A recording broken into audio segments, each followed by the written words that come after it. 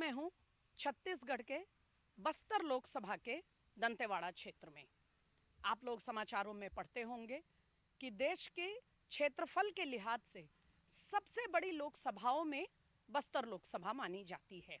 क्योंकि इलाका क्षेत्रफल बहुत बड़ा है लेकिन आबादी उस अनुपात से कम है। यही नहीं, छत्तीसगढ़ की 11 में से 3 लोकसभाएं नक्सल प्रभावित हैं और उनमें सर्वाधिक नक्सल हिंसा का खतरा अगर है तो वो बस्तर लोकसभा में। कुछ समय पहले तक यहाँ मतदान में लोगों को अपने घर से निकलकर मतदान करवाने के लिए उन्हें बाहर निकालना ही एक टेढ़ी खीर होती थी। एक तरफ दुर्गम इलाका है, आवाजाही की परेशानियां, लेकिन उससे भी ज़्यादा परेशानी होती थी नक्सलियों का लगातार चुनाव बहिष्कार के लिए दबाव डालना। अगर लोग मतदान के लिए बाहर निकलें तो उन्हें मार देना, लैंडमाइन बिछाना और इस तरह के तमाम हथकंडे अपनाना, जिससे कि लोग अपना जो सबसे महत्वपूर्ण अपनी लोकतांत्रिक जिम्मेदारी है और ताकत भी है उसका प्रयोग ना कर पाएं। वैसे तो इस बार भी लोकसभा चुनाव के लिए जगह जगह सुकमा, बीजापुर, इन इलाकों में नक्सलियों ने चुनाव बहिष्कार के पोस्टर लगाए हैं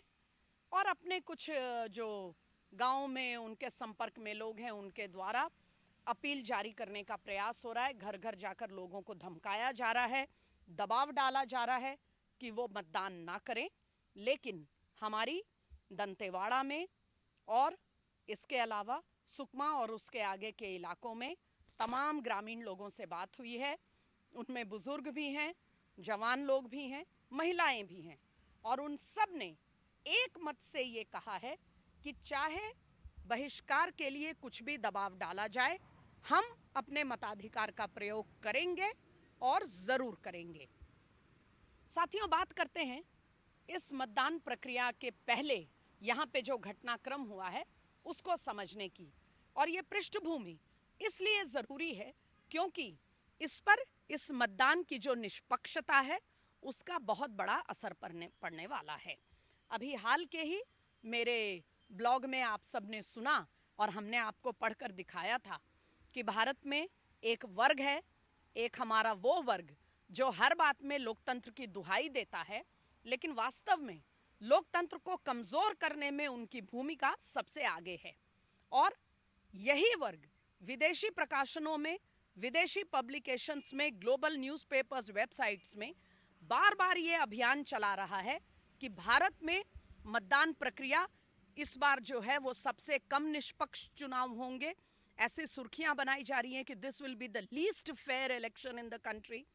फिर ये कहा जा रहा है कि इस चुनाव के बाद तो अगर सत्ता नहीं पलटी तो भारत में लोकतंत्र बिल्कुल ख़त्म हो जाएगा, चुनाव ही ख़त्म हो जाएंगे। इस तरह का एक स्केयर मॉन्गरिंग,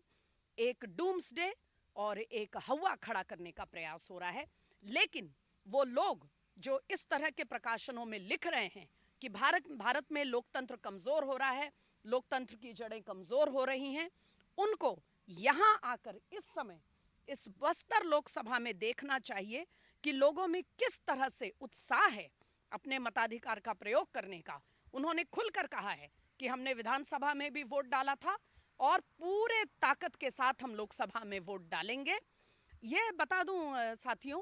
कि बस्तर में इस समय मुकाबला जो है वो सीधे सीधे कांग्रेस और बीजेपी की टक्कर है। यहाँ कवासी लखमा जो एक कांग्रेस के बहुत बड़बोले नेता माने जाते हैं, वो सिटिंग विधायक भी हैं यहाँ, लेकिन विधायक होने के बावजूद कांग्रेस ने उनको लोकसभा का टिकट दिया है और उनके मुकाबले में बीजेपी ने कश्यप जी को वोट दिया है, जो अपनी अगर आप बड़बोलेपन के लिहाज से देखें तो वो बिल्कुल कवासी लखमा का बिल्कुल विपरीत उनकी प्रोफाइल है। वो एक सधे हुए सीजन्ड राजनीतिक कार्यकर्ता हैं जो पार्टी के डिसिप्लिन और पार्टी नेतृत्व के मुताबिक काम करते हैं। लेकिन फिर भी मैं यहाँ जोड़ूंगी कि जो अंदरूनी इलाके हैं, जो दुर्गम इलाके हैं इस विधानसभा में, वहाँ कवासी लखमा का के समर्थक वर्ग काफ़ी है। और उसका कारण जब हमने यहाँ लोगों से बात की, हमने कुछ ऐसे लोगों से बात की जो प्रशासन का सहयोग करते हैं कामकाज में, हमने स्थानीय लोगों से बात की, यहाँ के पत्रकारों से बात की और कुछ ऐसे लोग जो इस तरह का व्यवसाय और ट्रेडिंग करते हैं और गांव देहात से उनका आना जाना रोज का है, उन्होंने बताया कि सरकार की जो स्कीमें और योजनाएं और जो सरकार की ओर से प्रयास किए जा रहे हैं विकास के, वो काफ़ी हद तक तो पहुँचे हैं, लेकिन सबसे अंदरूनी इलाकों में जो सबसे दुर्गम क्षेत्र हैं वहाँ अभी भी थोड़ी कसर है। और यही कारण है कि उन इलाकों में जहाँ पहले से कांग्रेस की पैठ थी वहाँ अभी भी बीजेपी को थोड़ा संघर्ष करना पड़ रहा है, लेकिन बाकी इलाकों में कमल छाप और कांग्रेस में जबरदस्त टक्कर हो रही है। अब बात करते हैं साथियों, जैसा मैंने कहा था कि इस चुनाव के वातावरण को, इस माहौल को समझने के लिए हमें थोड़ा सा इसकी पृष्ठभूमि में जाना चाहिए। मैं ये आंकड़ा देना चाहूँगी और ये ऑफिशियल आंकड़े हैं यहाँ की सुरक्षा एजेंसियों के, कि जनवरी से लेकर और अभी तक यानी अप्रैल के मध्य तक इन 3-3.5 महीने के समय में 50 दुर्दांत नक्सली मारे गए हैं। सुरक्षा एजेंसियों ने उन्हें ढेर कर दिया है और जितने एक्टिव नक्सली पकड़े गए हैं उनकी तो संख्या बहुत ज़्यादा है। और इसके साथ ही ऐसे लोगों से भी संपर्क किया जा रहा है, वो एक्टिव नक्सली नहीं हैं, उन्होंने हथियार तो नहीं उठाए, लेकिन वो दबाव में या डर के कारण या अपने गांव के परिवेश के कारण नक्सलियों के कहने पर उन्हें काम करना पड़ता है।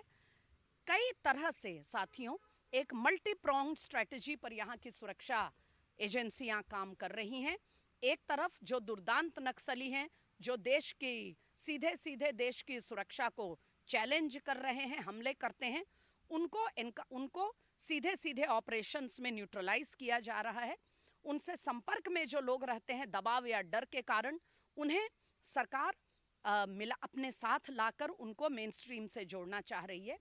और सबसे सफल जो कार्यक्रम इस समय यहाँ चल रहा है वो है घर वापसी का कार्यक्रम, जो छत्तीसगढ़ पुलिस की तरफ से चलाया जा रहा है, जिसमें नक्सलियों को समझा बुझाकर संपर्क करके आत्मसमर्पण करवाया जा रहा है और उन्हें सिर्फ देश की मुख्य धारा में, समाज की मुख्य धारा में ही नहीं लाया जा रहा, बल्कि छत्तीसगढ़ पुलिस उन्हें अपने साथ उन्हें काम दे रही है, उन्हें पुलिस फोर्स में शामिल कर रही है। और यही आत्मसमर्पण किए हुए नक्सली, जो एक्टिव नक्सली थे, वो आज छत्तीसगढ़ पुलिस में आकर नक्सलियों के खिलाफ अभियान चलाने में छत्तीसगढ़ पुलिस और सुरक्षा तंत्र की सबसे बड़ी ताकत के रूप में वो काम कर रहे हैं। उनके बारे में अगले ब्लॉग में बात करेंगे डिटेल से कि ये सफल अभियान किस तरह से चलाया जा रहा है, इसके मुख्य बिंदु क्या हैं। लेकिन इस वक्त फिलहाल इतना ही कि जो लोग विदेशों में खड़े होकर और भारत के लोकतंत्र के खिलाफ अभियान चला रहे हैं कि देश में लोकतंत्र खत्म हो रहा है, कमज़ोर हो रहा है, उन्हें यहाँ आना चाहिए और आकर देखना चाहिए कि किस तरह अपने मताधिकार को लेकर, चुनाव को लेकर, लोकतांत्रिक अधिकार को लेकर बक्सर की जनता में उत्साह है और वो इस वोटिंग में, इस मतदान के दिन 19 तारीख को ये साबित करके दिखाएंगे।